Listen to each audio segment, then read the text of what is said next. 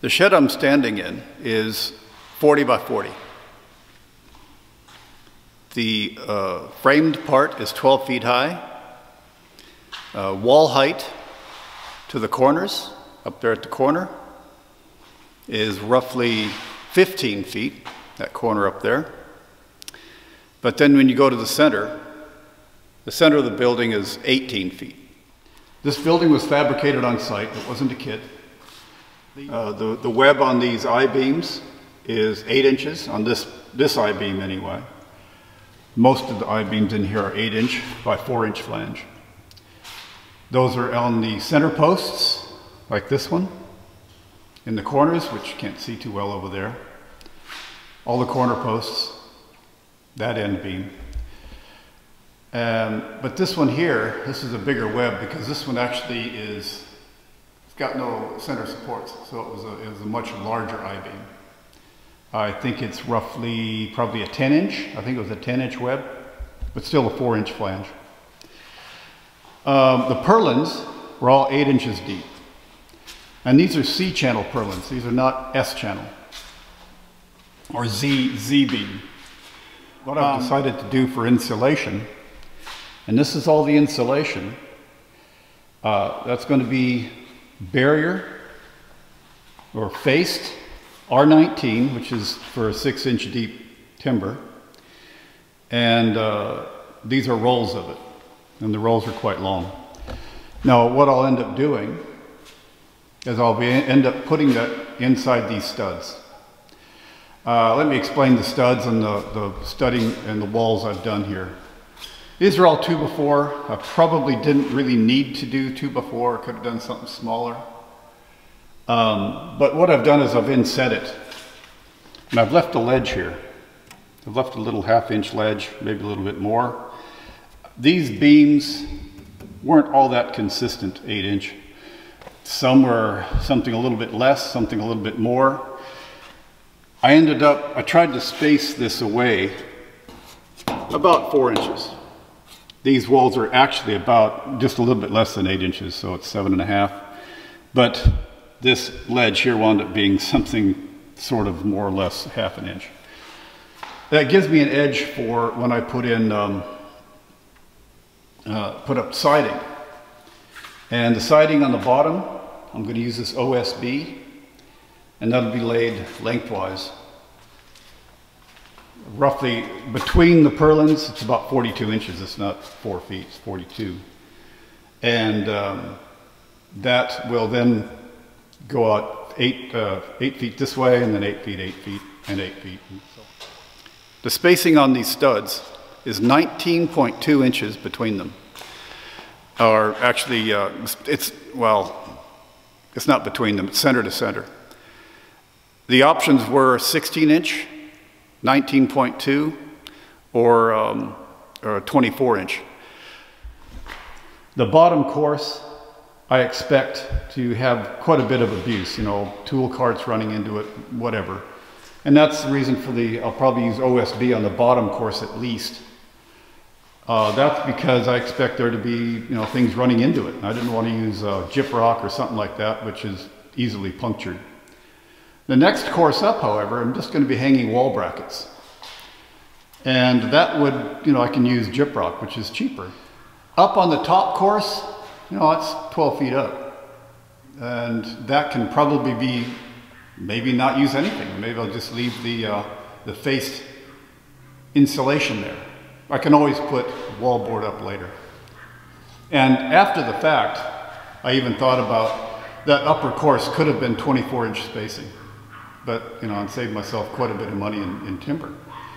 But I didn't. So anyways, it's all 19.2, all of them.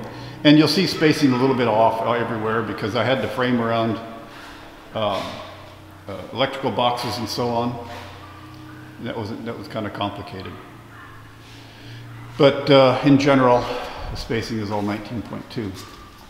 And the other little trick to this, being a C-channel, I really couldn't stab this up in there and then just simply screw down from the top to hold that in place, because that wouldn't have given me anything screw siding to, or the wallboard to. Yeah, I could have put in a double layer or two before, but that's adding cost again. So what I ended up doing was there are just, coming down here, there's just short sections. From here to here will be a piece of timber and then a gap, piece of timber, and those are all offcuts. After doing all of this, I pretty much had almost no offcuts because I'd used it all in the pieces of timber that go up inside the C-channel. And anyways, I secured it then with these screws. Everywhere there was one of those, I secured it. It gave me good something here that I can attach the OSB to, or gyprock or whatever. And it's pretty robust. To attach these bottom plates, I just had long self-tapping screws, long enough to go through this 2x4 and then just into the purlin. It's robust. This is good strong wool. Now, I've done insulation once when I was in high school. I was helping an employer that I was working for part-time. He insulated a shed like this, and it was fiberglass, and he didn't tell me that, you know, it's terrible stuff. It gets down in the seam of your clothes, gets on your arms. It's little glass fibers, and they're really scratchy. Really, in the heat, man, it'd be terrible to do this on a hot day when you're sweating and it sticks to you. So what I'll be using to put this down is basically disposable overalls. It's getting cooler now, and it won't be so uncomfortable to wear that. Disposable overalls and gloves, and make sure it doesn't contact my skin. I can, you know, get rid of those overalls because you can't wash that fiberglass out. I'll also be using a vent hood. It's a thing I just thought was kind of neat. Painters use them and so on, but it's got a battery-powered blower. It's a positive pressure inside of a mask, so it covers your eyes, covers your face, and it's filtered air, so you're not breathing it either. And it gives you a good, clear field of vision. So what I'll be using to put these up is a hammer stapler, or I don't know what the true name of it is, but it's just it strikes the timber, and it'll drive a staple through this faced fiberglass, the edges of it, and it'll fix it then to the timber. The insulation is 22 inches wide, and that's only 19.2, so it'll be adequate. Thick enough to be a press fit for the most part into there. And then, you know, fixing it with the staple gun on the edges, be very, very well put in. Insulating the door there is going to be something else. You can buy a foam insulation, kind of like bubble wrap. It's flexible, but it doesn't need to be flexible. And that has a really large R value, R3, R4. I can get a rigid foam insulation that kind of sticks up in there. And that's got a better R value, but still R6, R7, not too good. So I'm not sure exactly what I'll do, but something is better than nothing. I doubt it will be this fiberglass, because that takes some support. I need to put in studs or something to support that, and I just don't want to do that on the door. It adds weight. Sorry about the noise. It's raining outside, and the gutter is right outside in that corner. It's kind of loud. Anyways, a word on insulation. Above me is the spray foam insulation for the ceiling, and a little bit of the end walls, and it goes all the way over to there. This is roughly 1.5 inches, 2 inches thick. The R value is an R6 maybe. When I did it, it was very expensive. That roof, the whole ceiling, 40 by 40 ceiling, that was about $3,000. And it's a convenience issue in that it would have been pretty hard, because I really didn't have the materials available or anything to get the roof insulated like they normally would with bats. They'd normally, between these beams, they'd go ahead and lay down long strips of it, and that wasn't available at the time because materials were scarce at the time.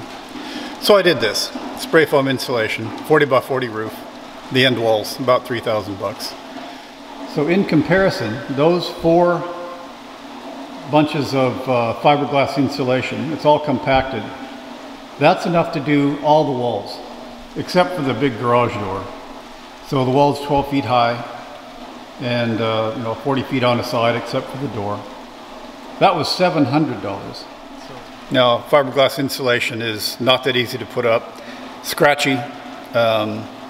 It's good. It's got an R19 value though, so it's pretty efficient. So I've been kind of laid up. I've been dragging my feet. I haven't started this job yet. I've had this material for a long time. But when I was putting up these studs, the bottom course I did in 20 foot, basically between the I-beams. It was one long section. I assembled them on the sawhorses behind me and then dragged them over there, and I could do that on the lower course. But this middle and upper course, there's no way. That was just way too heavy. So I did them in 8 foot long sections, but they're still 20, 30 pounds each. And I ended up damaging my something in my shoulders, ligaments or something. It kind of laid me up. So when that gets better, I will then start the next thing here, which is this insulation. It's low impact stuff, something I can do on my own quite easily. The hardest part is just climbing up the ladder to put it up.